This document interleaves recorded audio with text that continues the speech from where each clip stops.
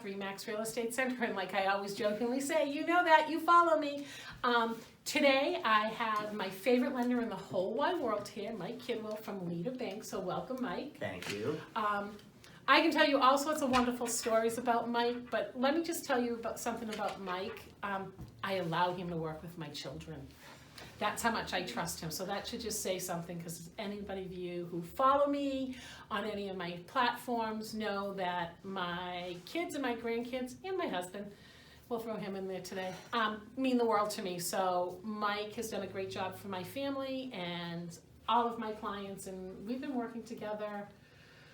Gosh, when I first met you, you were at that other bank. I was, yeah. So that was at least 7 years ago. So yeah, so 7 or 8 years, 6, 7 years now, and you've been with Leader Bank for quite a while. Yeah. Well, thank you for letting me work with your children and your family. I really appreciate that. Yeah. It's an honor. And I asked Mike to really step out of his comfort zone and do video for me today. So I appreciate that. But you know, Mike, let's do the basics. You know, okay. Usually somebody will come to me not pre-approved, and that's when I call you. Yeah. But a lot of times before I can even get there, they're like, well, what do I need? What kind of paperwork do I need? So I know and it's not a very long list, but they're panicked that it could be. Generally speaking, it's not a long list, so it can be extensive depending on what you do for work, right? And how often you've switched jobs and that sort of thing. But in general, for the 80% of people who work for a company who receive a W-2 at the end of the year, they get a paycheck. It's usually fairly simple. So particularly at the pre-approval stage, generally speaking, what we're looking for typically is we want to run the credit, obviously, right. And I can talk more about that in a little bit. We also want to look at a pay stub, a most recent pay stub. Right. Generally, one pay stub is more than sufficient, because if you're on a salary or you're a 40-hour-a-week average worker, we'll get that information right off the pay stub. We can kind of see, and that allows us to run our numbers that we need. And then generally, other than that, it's just a really good, thorough conversation on the telephone to get all the details, and that takes about 20 minutes. And what else? And a bank statement. And we need to know where the money's coming from, obviously, for the thing. That's it at the pre-approval stage. Right. Not a lot. Usually it can be done over the telephone. I have people snap a picture of their pay stub and text it to me, any of that kind of stuff. Right. So, and then the deeper paperwork gets when we get to the offer stage, and then we get an approval. Yep. What paperwork are they going to need? So it goes a little bit deeper.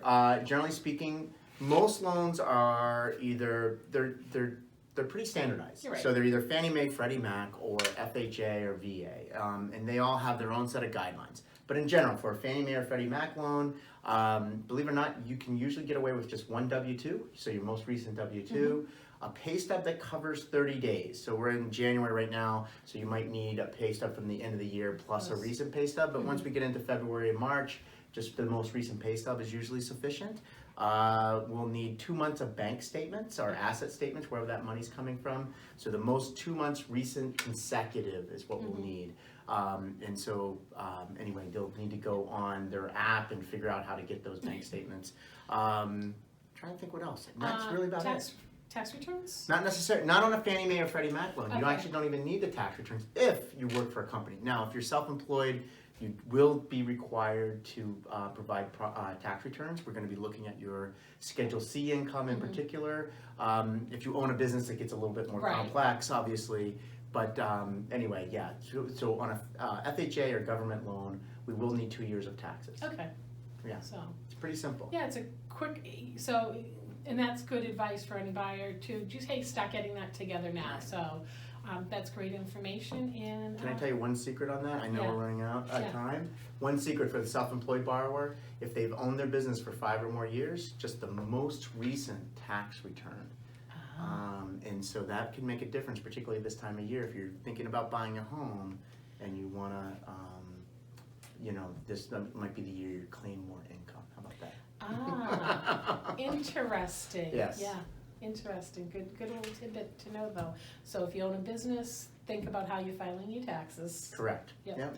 All right, great. Well, Mike, that was great information, and I'm going to put Mike's information like I do on all my videos and for all my guests. His information will be at the end of the video, so if you want to talk to him, reach out to him. He's very good about calling people back. Just leave him a message, and usually within an hour or so, but sometimes longer, it depends. Because on the weekend in the snow, I know he likes to ski, but he'll call you back from the top of the mountain. I will. Thank you, Mike. All right, thank you. All right, Deb. thank you.